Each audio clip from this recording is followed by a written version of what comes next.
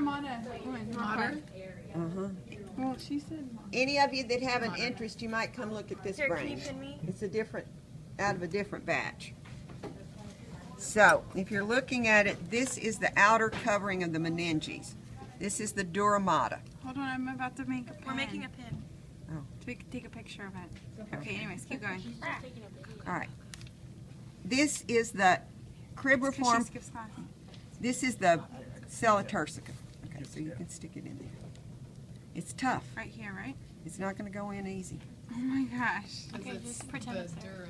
Yeah, it's durable. There you go. I don't want to It's like. tough. All right, that's the dura. Well, let's label it in a minute. Okay. Okay. So this is part of the sella turcica. Remember the bone that they call the Turk's saddle? Well, this houses the pituitary gland. So this is the pituitary gland right here. This is bone. It's part of the sella turcica. This is the pituitary gland.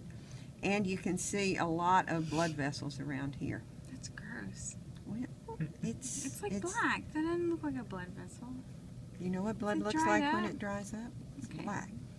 Now, this is your optic chiasm. These are still the olfactory bulbs, but you can see the olfactory tract. If we turn this over and look, you can see now the vermis and the, let's pull this down again and look. There's the pineal gland and the corpora quadrigemina, and you can actually see the vermis. It's not all squashed down flat. So there's arachnoid that's on top of it, but if we remove some of that arachnoid, this is good arachnoid to look at. Does the vermis have little bowls on top? Is that what you were showing us? Or This whole okay, just stripe, in the middle, stripe. Just make sure. And this part of it has sort of a serpent shape. So it's got a,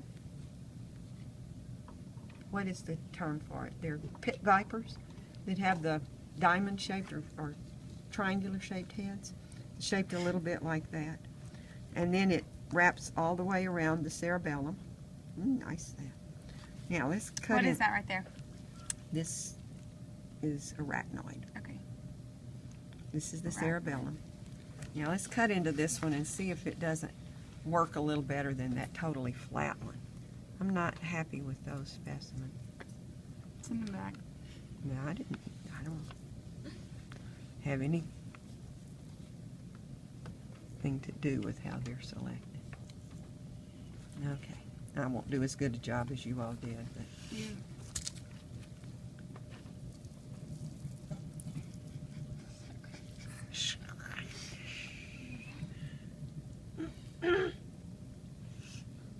oh, this is much nicer inside.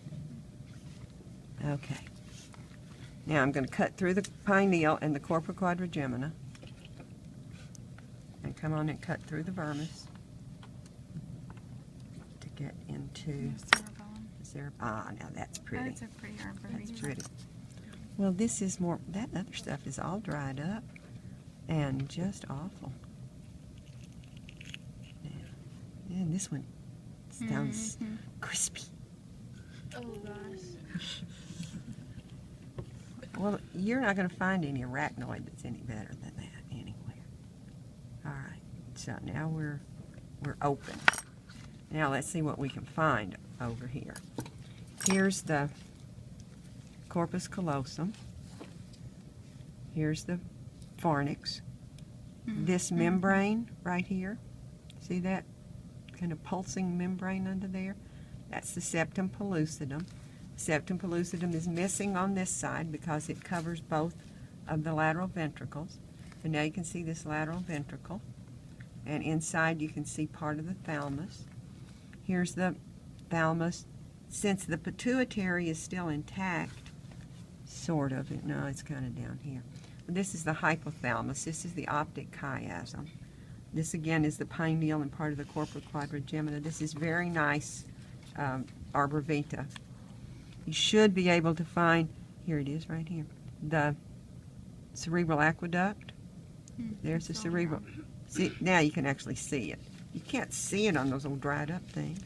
But here is the cerebral aqueduct that runs right along the edge of the brain stem into the fourth ventricle, and the fourth ventricle is here. Here are the boundaries of the fourth ventricle on that side, and the boundaries of the fourth ventricle on this side. Cerebral aqueduct on this side too. Runs right along here. It's kind of shallow on this side because it's fairly deep on this side, so I didn't get it cut evenly. But this is a much better example of what things look like than this.